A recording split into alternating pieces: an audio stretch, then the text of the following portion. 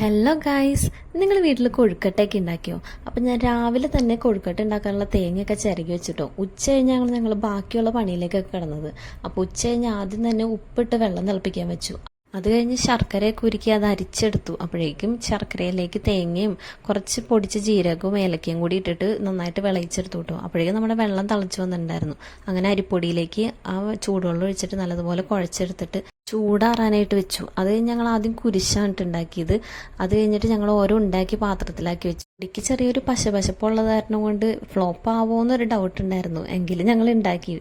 ഈ കൊഴുക്കട്ട ഇങ്ങനെ ഉണ്ടാക്കുമ്പോൾ മനസ്സിനൊരു പ്രത്യേക സന്തോഷമാട്ടോ. കാരണം ഈശോ ലാസറിനെ ഉയർത്തെഴുന്നേൽപ്പിച്ചപ്പോൾ അതിൻ്റെ സന്തോഷത്തിൽ ലാസറിൻ്റെ സഹോദരിമാരായ മർത്തയും മറിയവും കൂടി ചേർന്ന് ഈശോയ്ക്ക് നൽകിയ വിരുന്നിന് സൂചിപ്പിക്കുന്ന ആൾ നമുക്ക് കൊഴുക്കട്ട ഉണ്ടാക്കുന്നത്. അങ്ങനെ ഞങ്ങൾ കൊഴുക്കട്ട അടുപ്പത്തൊക്കെ വെച്ചു കേട്ടോ. അപ്പോൾ ബാക്കി ഉണ്ടായിരുന്ന തേങ്ങ വിളയിച്ചത് കഴിക്കാനായിട്ട് നല്ല ടേസ്റ്റാണ്. അപ്പോൾ ഞാൻ വെറുതെ ഇരിക്കുമ്പോൾ വന്നു പോയി അത് കഴിച്ചുകൊണ്ടിരിക്കുകയായിരുന്നു.